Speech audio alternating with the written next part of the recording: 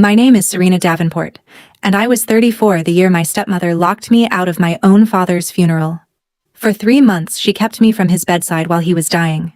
Then, at the reception in his house, she stood up in front of every relative we had and announced that my dad had left her the whole estate, a $70 million mansion and most of what came with it. Then she told my brother and me to get out. I didn't cry. I laughed. She thought a locked door was the end of it. By the next morning, I had already driven to the one building in the county that could prove her wrong. Welcome back to Calm Drama Stories, where ordinary people meet impossible families and answer cruelty with steadiness instead of noise. If stories about quiet people who refuse to be erased are your kind of story, drop a comment and be sure to subscribe. For the last 3 months of his life, I called my dad every single night. Most nights the phone rang twice and went dead. When someone did answer, it was never him. It was Lorraine, my stepmother, telling me he was asleep, or too tired, or that his doctor wanted the visitors kept down because his immune system was shot. Some nights it was her daughter Betrayal, who would say the same thing in a flatter voice and hang up first. I am a logistics officer by training. 8 years in the army taught me one habit that never left. I write everything down. So I kept a small notebook by the phone, the same kind I used to track freight, and I logged each call, date, time, who answered, what they said. The page filled up fast. One Sunday I gave up on the phone and drove the 90 minutes to the house. I knew the side door code by heart. The code didn't work. I knocked, and the door opened the width of a brass security chain. Brielle's face appeared in the gap, calm as a closed window. I asked to see my father. She said he was resting and that I should have thought about him sooner. Then she said the thing I would hear again and again, the line that still lands like a slap. Real family doesn't show up only at the end. She slid the chain back into its track. I stood on the steps and listened to it scrape home, that small metal sound, and I thought, I didn't show up at the end. You wouldn't let me show up at all. I drove home with the notebook on the passenger seat and one question I couldn't answer. What is a wife so afraid of that she bolts the door against a man's own children? To know why that question mattered, you have to know my father. Harlan Davenport built a building supply company out of one rented truck and 40 years of getting up before the sun. He was not a soft man, but he was a fair one. My mother, Ruth, died when I was 22, and after that he raised the two of us mostly by example. He taught me to measure twice and cut once. He taught me that a handshake you have to explain isn't worth much. And he had this thing he said about the big house he'd finally bought, the one with the iron gates and the long gravel drive. A house isn't bricks, he'd tell us. It's the people in it. Bricks you can lose. His study smelled like cedar and pipe tobacco, even years after his doctor made him quit the pipe. I can still find that smell with my eyes closed. He kept files on everything, tax records back to the 70s, warranty cards, the receipt for my first bicycle. When I was a teenager rolling my eyes at the cabinets, he laughed and pointed at me. You're the one who keeps the paperwork. You always did. He wasn't wrong. I keep the paperwork the way other people keep grudges. That was the strange, cold comfort underneath my grief in those weeks. My father documented everything, sorted everything, signed everything in front of the right people. He did not leave loose ends. So whatever Lorraine was building behind that chained door, it had to be built on something he'd signed. And a man that careful does not hand his life's work to one person on a whisper. He kept everything. Which is exactly why none of what came next should have been possible. Lorraine came into my father's life 6 years before he died. I want to be honest about this part, because it would be easy to tell you I hated her on sight. I didn't. He'd been alone a long time, and she was warm and quick, and she made him laugh at dinner. The first year, I was glad. A widower at 65 rattling around a house that size. I'd worried about him. So when he started showing up to holidays with a woman who fussed over his cholesterol and held his arm on the steps, part of me exhaled. The trouble came in slowly, the way water finds a basement. Little things. She reorganized his phone and somehow my number ended up 3 taps deep. She started handling his calendar, then his mail, then, gently, his money. She'd answer questions I asked him. She'd remember plans we'd made and tell me he'd forgotten making them. None of it was a crime. All of it added up. I knew almost nothing about her past, except one evening my father let something slip over coffee. Her first marriage had ended badly. There had been a bankruptcy, a house lost, a long bad stretch she didn't talk about. He said it kindly, the way he said most things. I filed it away without knowing why. At the time, it just made me feel for her. Later, it would explain everything, because a person who has once watched the floor open under her feet will do almost anything to make sure it never opens again. I didn't understand yet what she was so afraid of, but I was about to learn that fear, the deep kind, doesn't always make people gentle. Sometimes it makes them ruthless, and it dresses the ruthlessness up as love. The call about the diagnosis came on a Tuesday in March. Pancreatic cancer, already spread. The kind of sentence where the doctors start talking in months instead of years. For the first few weeks, things were almost normal. I took leave from my company and drove up twice a week. I'd sit with Dad in the study and we'd watch the gravel drive and not say much. Caleb, my younger brother, came nearly every day after school. He teaches shop at the high school 20 minutes from the house. Then the rules changed. First it was visiting hours, which is a strange thing to have in your own father's home. Then it was a typed letter taped to the side door, signed by a doctor, saying that for his safety the patient's exposure to visitors should be limited. Caleb got turned away in the driveway twice. I got the chain. I didn't just sit there and take it either. I called the oncologist's office to ask about the restriction. I asked the hospice agency who was authorized to visit. I wrote down every answer. But Lorraine was his wife. Legally, she ran that house and his care, and a hospice team is not going to force its way past a spouse who's waving a doctor's note. The barrier wasn't my passivity. It was her position, and the law that backed it. One afternoon, I caught the hospice nurse, Marin Holloway, by her car at the end of the drive. She looked both ways before she spoke, which told me plenty. She said my father was lucid, that his mind was clear right to the end. Then she said the thing that made my hands go cold. He asks about you both. Every day. So if he was asking for us, who exactly had decided he didn't want to see us? A few weeks before he got too weak to write, an envelope showed up in my mailbox in my father's handwriting. I knew the slant of his letters before I knew my own name. Inside there was no card, no long goodbye, just a single line on a torn half sheet of his stationery. Keep the paperwork. You always did. Folded into the page was his Army Challenge coin, the one he'd carried since before I was born, worn smooth on one edge from 40 years in his pocket. I held it in the truck for a long time. I'm not a crier, but I sat in that parking lot until the windows fogged. I read his note as a tease, the same joke from when I was 16, his way of reaching across the distance Lorraine had built. I did not read it as instructions. That's the part I can't forgive myself for. He was telling me something plainly, the way he told me everything, and I drove home instead of driving to him. I told myself I'd see him that weekend. I told myself the chain would come off if I just stayed patient and polite. I had spent my whole life being the responsible one, the one who handled things alone and didn't make a scene, and for once, that instinct failed me completely. Patient and polite got me a locked door and a phone that went to voicemail. By the weekend, he'd slipped past the point of talking. I never got the conversation that envelope was trying to start. For months afterward, I kept the coin in my pocket and turned it over with my thumb whenever the guilt rose up. Why would a dying man, with so little energy left, spend some of it reminding me about paperwork? I would find out. Just not in time to tell him I'd understood. He died at 4 a.m. on a Thursday in January. I didn't get the call until almost 9. By the time the phone rang, Lorraine had already chosen the funeral home, picked the casket, and set the date. She told me all of this in a tone you'd use to confirm a dentist appointment. I stood in my kitchen with the coffee going cold and felt the floor tilt. Not grief, not yet. The grief came later and stayed long. What I felt first was the particular numbness of being handed a finished thing you weren't allowed to be part of. My father raised me. He taught me to drive on a back road in his old pickup. And I learned he was gone the way you'd learn a package was delivered. Caleb called 20 minutes later, his voice shredded. He'd driven over the second he heard and been kept at the gate while strangers in dark coats came and went. We agreed to go up together for the service. I packed a bag for one night, my good coat, and the folder. Always the folder. I need to stop here for a second. If you've ever been kept from someone you love while a stranger held the door, you already know exactly how this feels in the chest. Tap subscribe and stay with me, because what happened at that funeral is the part I still can't quite believe, and the part that finally woke me all the way up. We drove up the morning of the funeral. Caleb in the passenger seat turning my father's coin over in his hand because I'd given it to him to hold.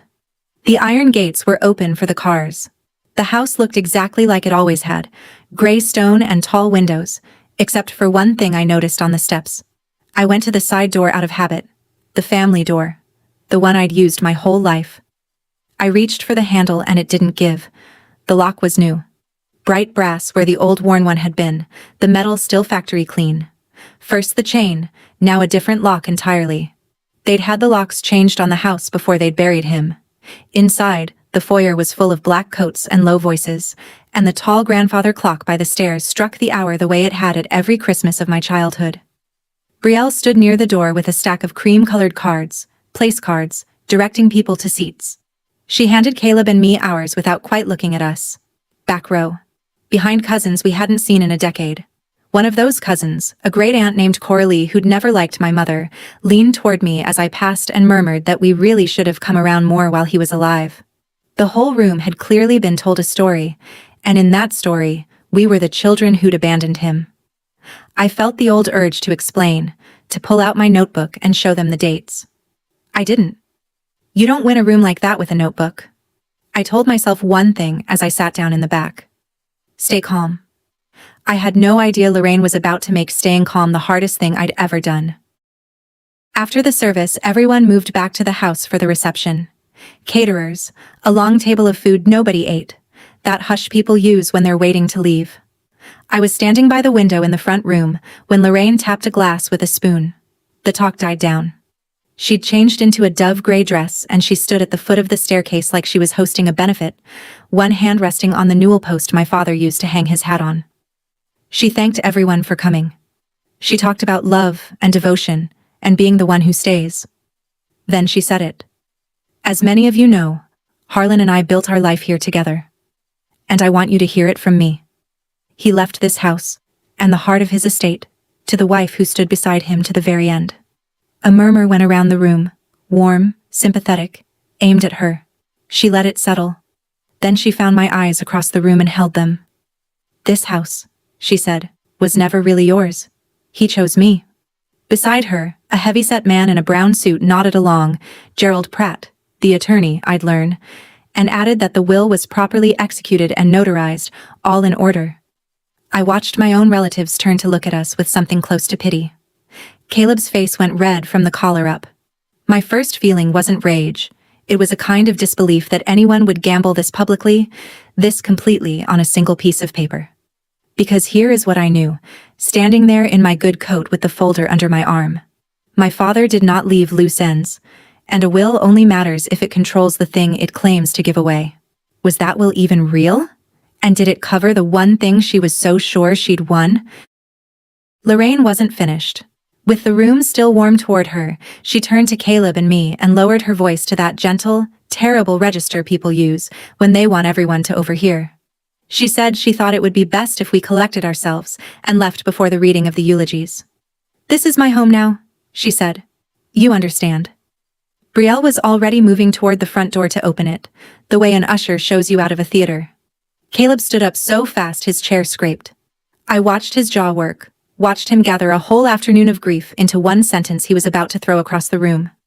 I put my hand on his shoulder and pressed down, gently, and he sat. And then, in the worst possible moment, in front of every relative we had, I laughed. It wasn't loud. It was almost soft, more breath than sound, but in that silent room it carried. Lorraine's composure flickered. People stared. I wasn't laughing because anything was funny. I was laughing because I had just understood the size of her mistake. She had stood in front of 40 witnesses and bet a $70 million house on a piece of paper she clearly never read carefully, and she had no idea what my father had signed years before she ever knocked on his door.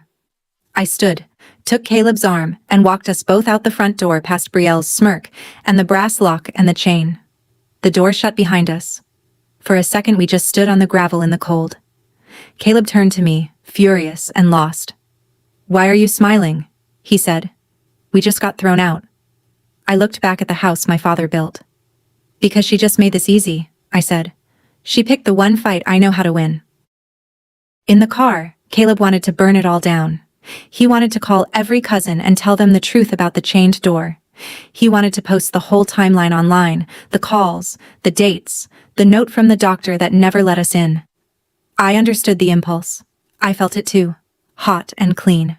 But I'd spent 8 years learning that the loudest soldier in the room is rarely the one who wins the argument. We don't fight her with noise, I told him. We fight her with records. Noise feels good for one night. Paper lasts. I laid it out for him while I drove, the same way I'd plan a convoy. First, a probate attorney, somebody who does, will contests, and nothing else. Second, the county recorder's office, where every deed in the county is filed and stamped and dated and open to anyone who walks in.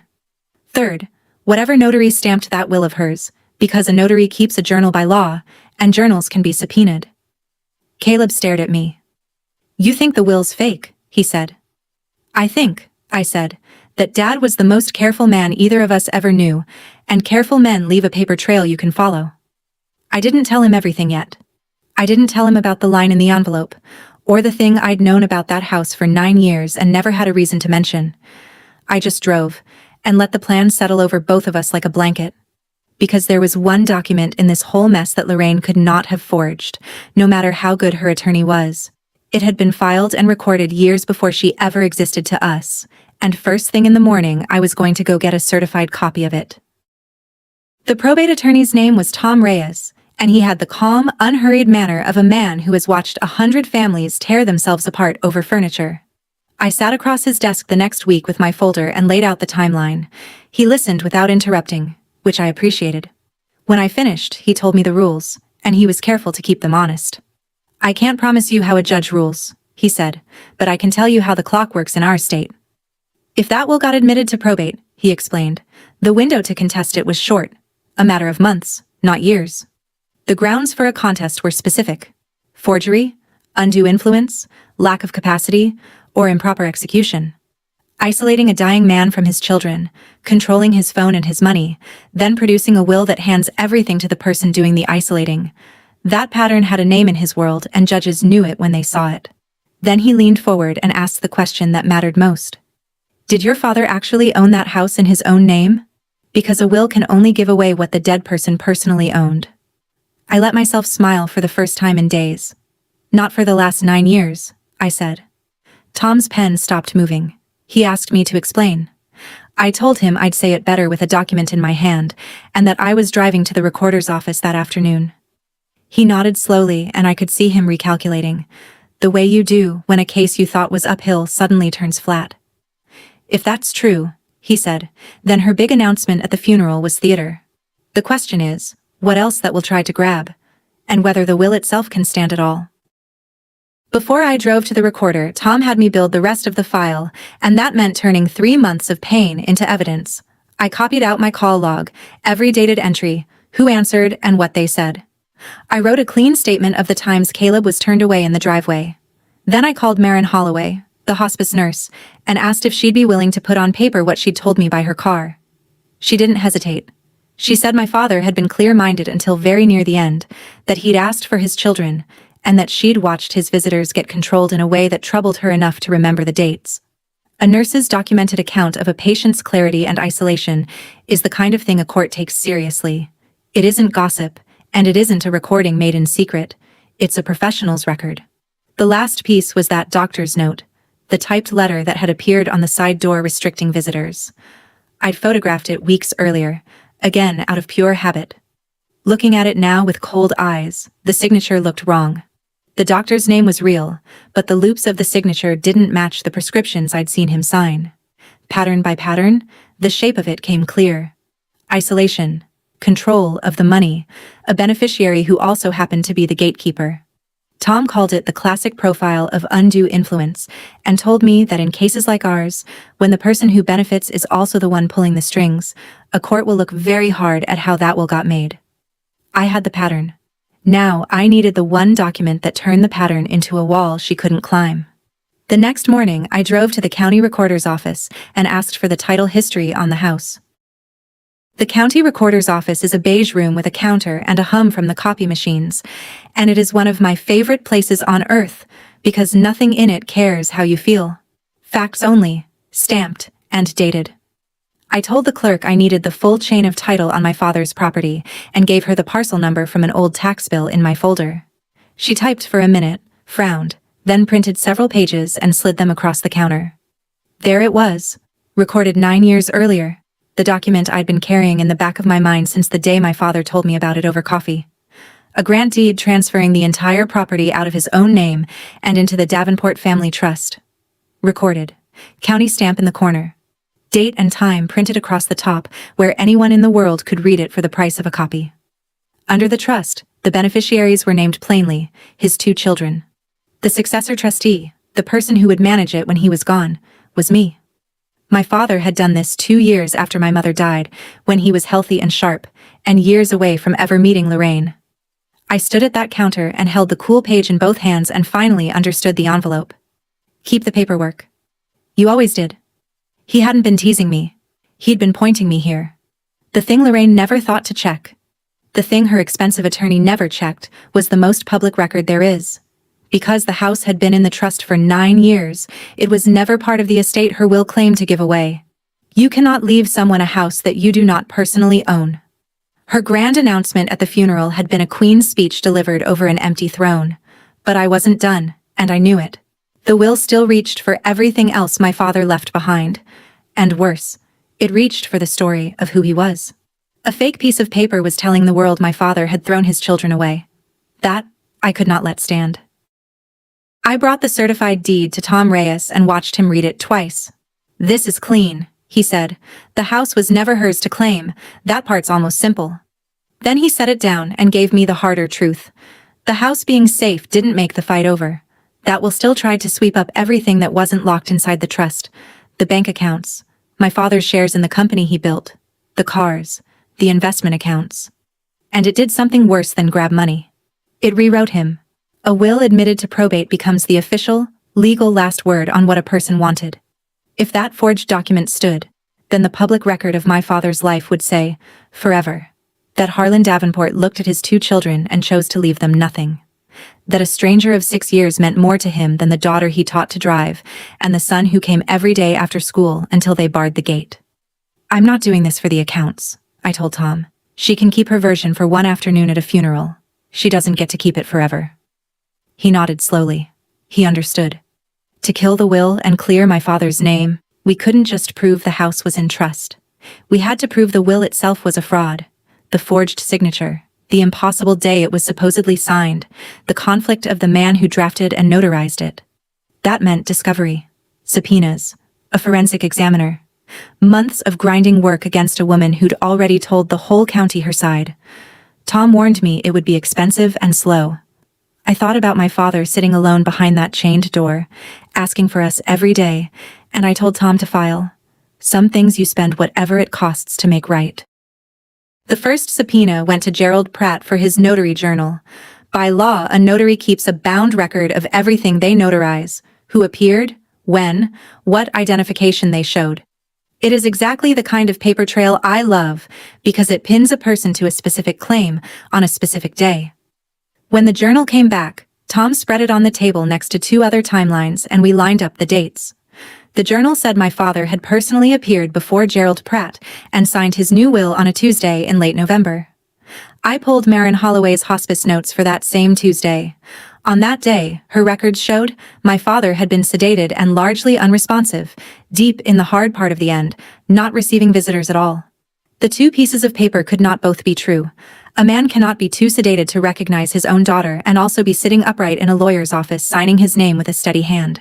There was more. Gerald Pratt hadn't just notarized the will, he'd drafted it.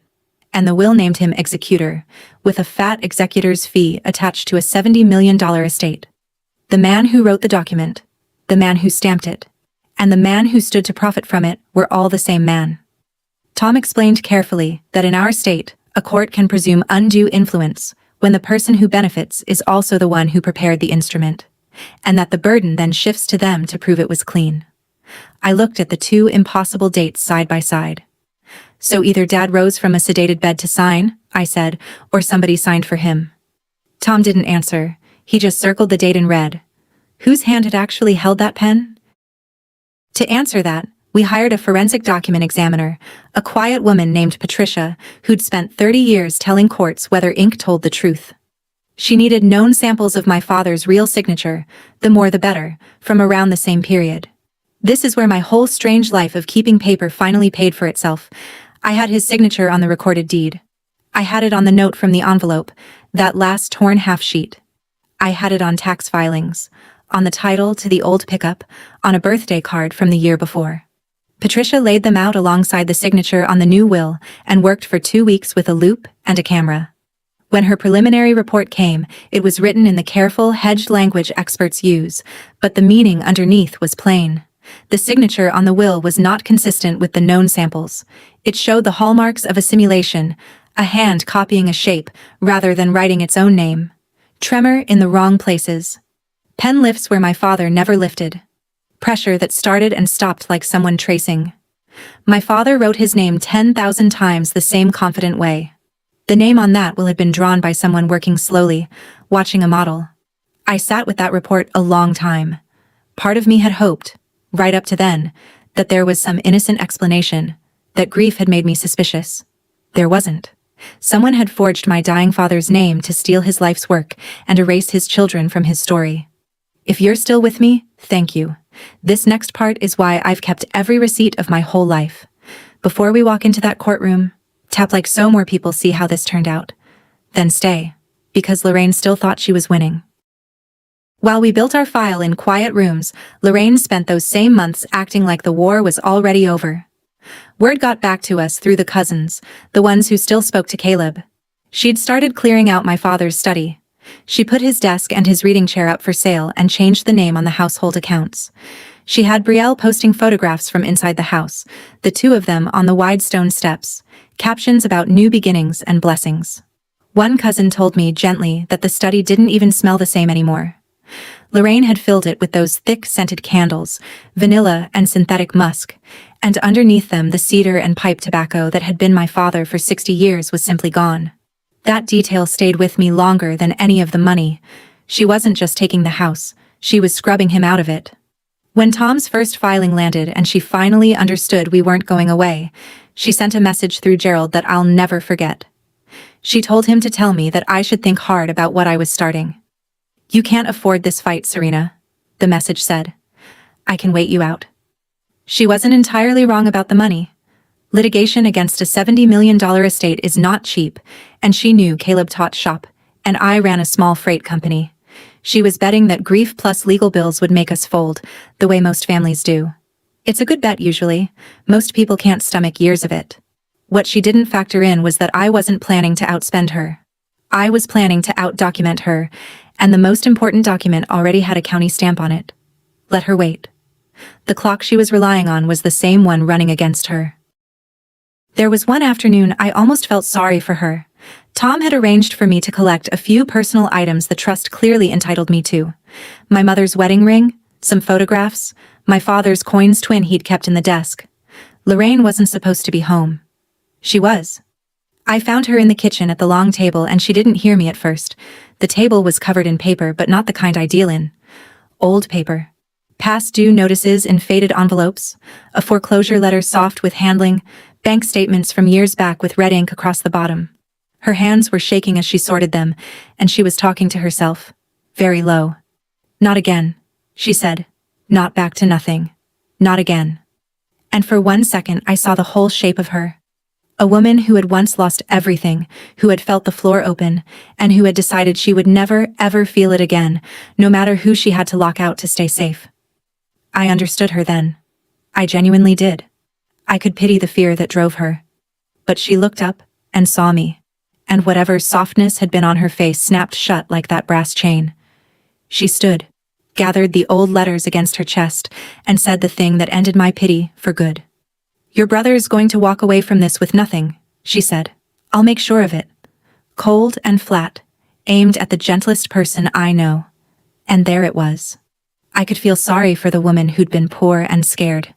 I could not feel sorry for the woman who'd bolted the door against a dying man's children and would now reach across the table to hurt my brother just to win. The fear explained the door. It did not excuse it. Around the 5th month, Caleb wanted to quit. I didn't blame him. The legal bills had eaten his summer savings.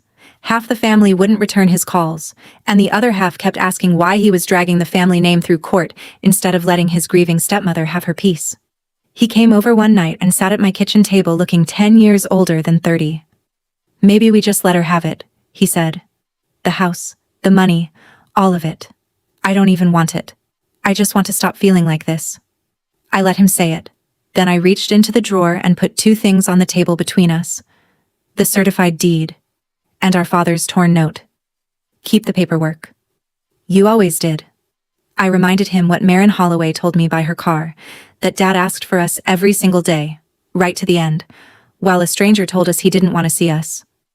"This was never really about the house, Caleb," I said.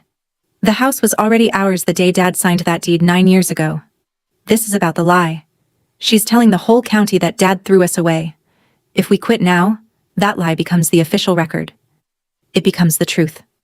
Caleb's eyes filled.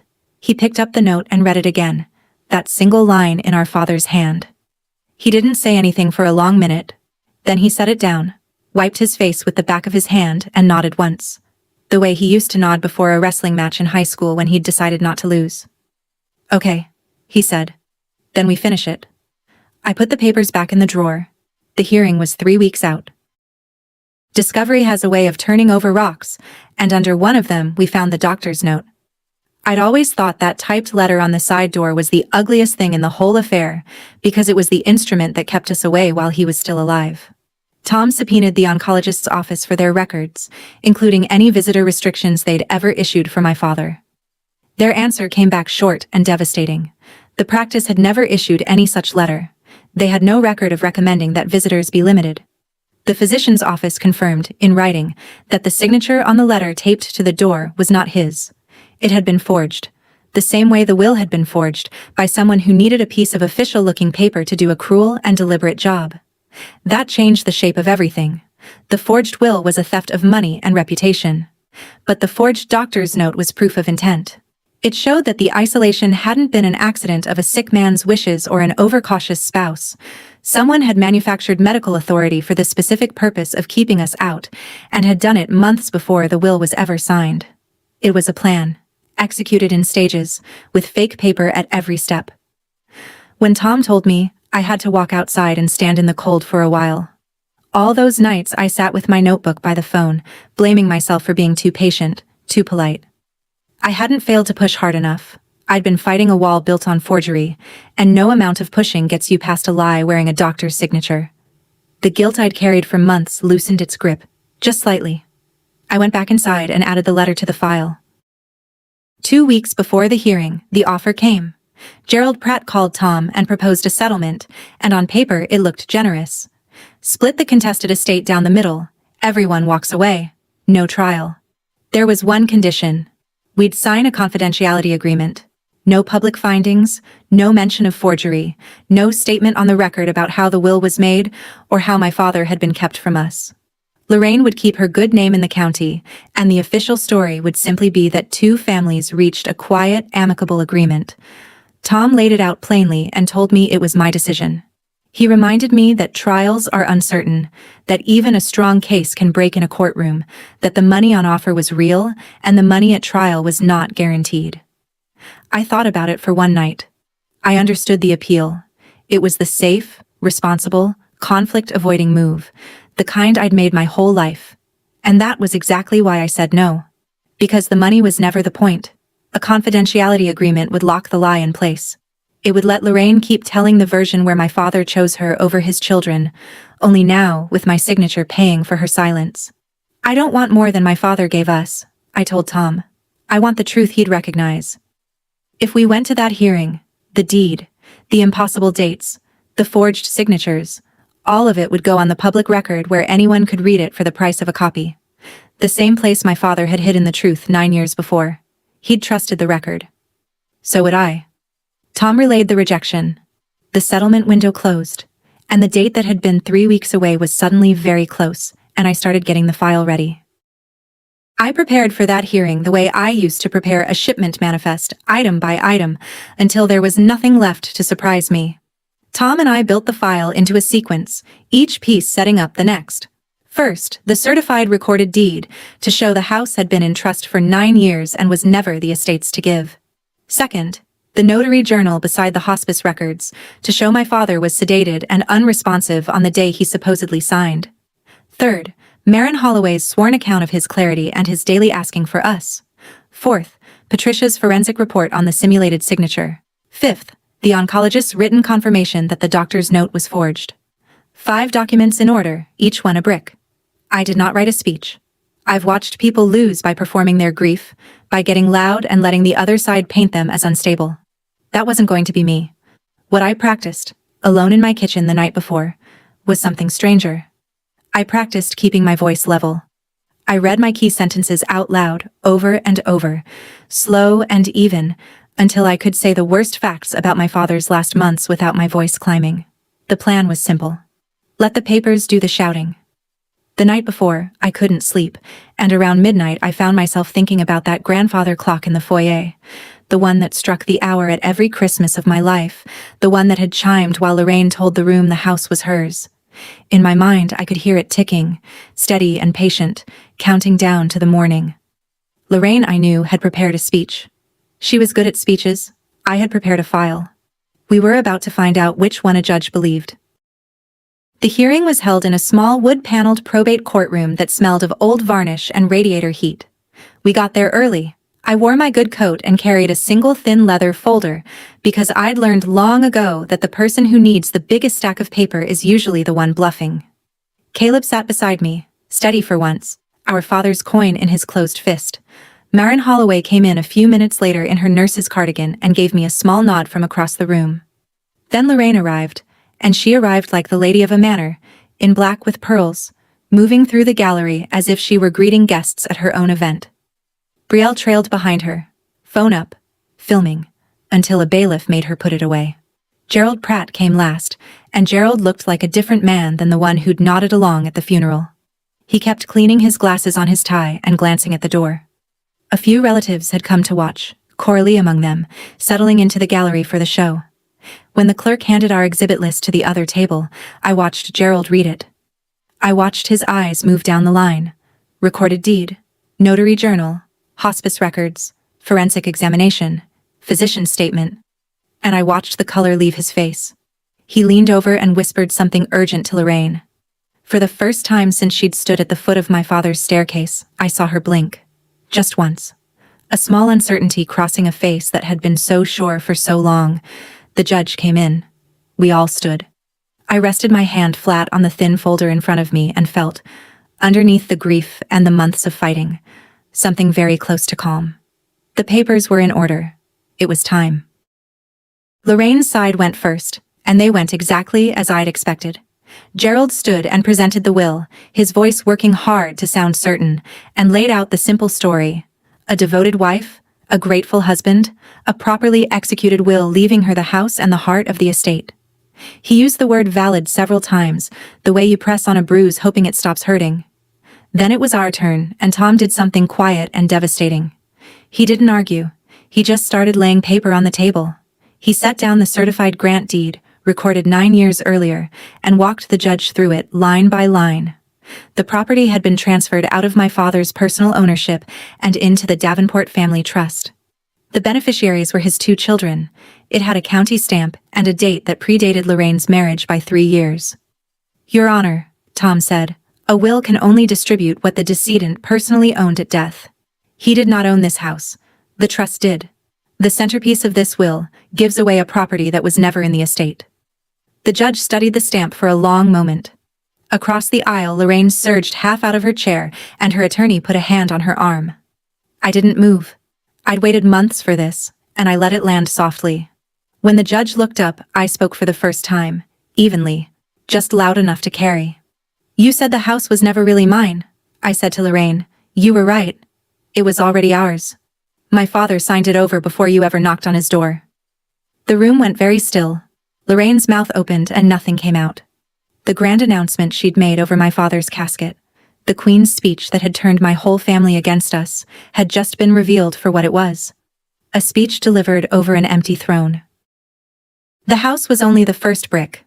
Tom moved to the will itself, and now he reached for the two timelines. He placed Gerald Pratt's own notary journal in front of the judge, open to the entry that said my father had personally appeared and signed his will on a Tuesday in late November. Then, beside it, he laid the hospice records for that same day. The judge read them both. On that Tuesday, the nurse's clinical notes showed my father had been heavily sedated and largely unresponsive, in the final decline, receiving no visitors. Tom let the silence do its work, then called Maren Holloway. She took the stand in her cardigan and spoke plainly, the way nurses do. Under oath, she described a patient whose mind had stayed clear nearly to the end, who asked for his son and daughter every single day, and whose visitors, she had come to believe, were being controlled by the household in a way that had troubled her enough to note the dates. Then Tom asked her the simple question. On the day the notary journal claimed my father signed his will, could he have sat in an attorney's office and signed a legal document? Maren looked at the judge. No, she said. Not that day. He couldn't have held the pen. I watched Gerald Pratt across the aisle. He'd stopped cleaning his glasses. He was very still. The stillness of a man watching his own signature become the most dangerous thing in the room. Because his journal was supposed to be his protection, the proof that everything was done right. Instead, it had pinned him to a date that the medical records made impossible. Two pieces of paper, both bearing his stamp, calling each other liars in front of a judge. There was only one question left, and Tom turned to ask it. Tom called Patricia, the document examiner, and she walked the judge through her findings with 30 years of plainness behind every word. She'd compared the signature on the will to my father's known signatures from the deed, the tax filings, the note, the old card. The signature on the will, she testified, showed the classic signs of a simulation, the slow tremor of a hand copying a shape, pen lifts in places my father never lifted, pressure that started and stopped like tracing rather than writing. It was, in her professional opinion, not written by the same hand that signed every other document in evidence. Then Tom laid down the last brick, the oncologist's written statement confirming that the doctor's note restricting visitors had also been forged, the physician's signature copied without his knowledge. The judge turned to Gerald Pratt and asked him to explain how he came to draft a will that named himself executor, notarize it himself, and stamp it as signed on a day the medical records showed the signer was unconscious. Tom noted carefully that in our state, a court may presume undue influence when the person who prepared the instrument is also a beneficiary, and that the burden would be on Mr. Pratt to rebut it.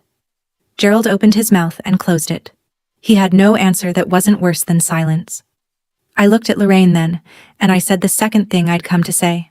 Still quiet. Still level. You told me I couldn't afford this fight, I said. It turned out I didn't have to. I only had to file on time and tell the truth. The grandfather clock from my childhood wasn't in that room, but I swear I heard it anyway. The steady patient ticking my father had taught me to trust, finally striking the hour. That was when Lorraine broke. She came up out of her chair, and the composure she'd worn since the funeral fell away all at once. She told the room she had nursed him, that she had stayed when his own children ran, that she'd earned every brick of that house. Her voice climbed and cracked. Brielle was crying behind her, loud and angry, calling us ungrateful. The judge asked for order. Lorraine didn't hear it. She kept going, pointing at me, telling the court I'd never been there, I'd abandoned my father. I was a stranger trying to steal from a grieving widow. The thing she didn't understand, even then, was that the more she shouted, the smaller she got. I didn't raise my voice.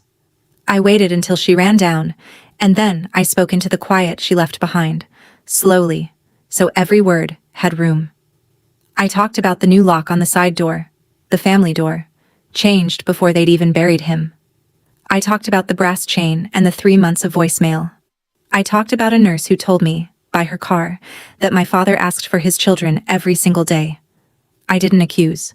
I just laid it down. The way Tom had laid down the paper. Fact after fact. Level and unhurried. By the time I finished, the loudest person in the room had become the least believed. The judge ruled from the bench. The will was denied admission to probate. The estate would pass under the trust and, as to the rest, under the law of intestate succession, to my father's children. The court referred Gerald Pratt's conduct to the state bar and noted the evidence of forgery for the district attorney's review. Lorraine sat down hard, and the clock, somewhere, finished striking. Outside the courtroom, in the wide marble hallway, Caleb put his arms around me and held on, shaking, the way he hadn't let himself since the funeral. He still had the coin in his fist. Neither of us said much. People filed out past us. The cousins who'd come for a show and gotten a different one. The great-aunt who'd told me we should have come around more who now wouldn't meet my eyes. The record was the record now, public and stamped. Lorraine came out last. Smaller somehow. Brielle holding her arm. For months I'd pictured what I'd say to her if I won. Something sharp. Something that would land the way her funeral speech had landed on me. When the moment came, I didn't want any of it. She passed close, and for once, she had nothing to say. I stopped her, my voice level. No heat in it at all. "The keys," I said. "You can hand them back now." She didn't answer. She kept walking toward the doors and I let her go. I'd spent so long picturing revenge as something loud. It turned out the truest version was a clerk's stamp, a level voice, and a brass key that would soon turn in a lock that had been changed against me. But I already knew the part that would have made my father proudest wasn't the verdict. It was what Caleb and I were about to do with the house. The aftermath was quieter than the fight. The forged will was thrown out, and the trust did exactly what my father had built it to do 9 years before. It carried the house safely to his children. The accounts and the company shares came back to Caleb and me under the law. Gerald Pratt's troubles were only beginning. The state bar opened an investigation, and within the year he no longer practiced law in our state. Lorraine lost her grip on all of it. She kept what was legally hers from the marriage, which I never contested. I'd meant what I told Tom. I didn't want more than my father gave. But the mansion, the company, the version of the story where she'd won, all of it slipped away. She left the county before the next winter. I heard Brielle quietly deleted the photographs of the wide stone steps and the New Beginnings captions, until the account was empty. I felt no rush of triumph, only tired and clean, the way you feel after a long, necessary job. Some doors, once you've heard them chain shut against you, you don't fully open again. But I didn't slam them either. That wasn't what my father taught. The first time I went back to the house as its owner, I used the side door. The family door. I put my own key into the bright new brass lock that had been changed to keep me out, and it turned, and the door swung open into the quiet. Caleb and I went straight to the study. We took down the heavy scented candles, opened the windows, and cleaned, and within a few weeks, faint but unmistakable, the cedar and pipe tobacco came creeping back into the wood. The way my father came creeping back into the place. We made the decision together, and it was an easy one. We weren't going to live in a $70 million monument to a fight. My father always said a house wasn't bricks, it was the people in it. So we're turning it into a community center, a place for veterans coming home and families who need somewhere to land, the people my father respected most. Saying yes to it felt like the first full breath I'd taken in a year. I forgave myself finally for the nights I'd been patient and polite at a chained door. I hadn't failed him. I just had to wait to keep my promise. My father couldn't choose who stood at his door at the end, but years before, while he was strong and clear, he chose to put the truth somewhere no one could ever lock away. So keep your papers, tell your truth plainly, and trust the quiet right thing you did to outlast the loud wrong thing they did. That's my story. 3 months of locked doors. One deed filed 9 years early, and a house that finally belongs to everyone again. If this reminded you to check whose name is really on what you own, or to write down what matters before it's too late, take that as your sign today. Share this with someone who needs to hear it. Drop a comment, hit subscribe, and I'll see you in the next one.